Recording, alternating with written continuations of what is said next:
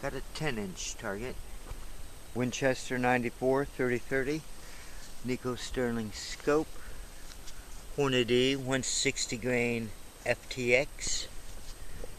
250 yards.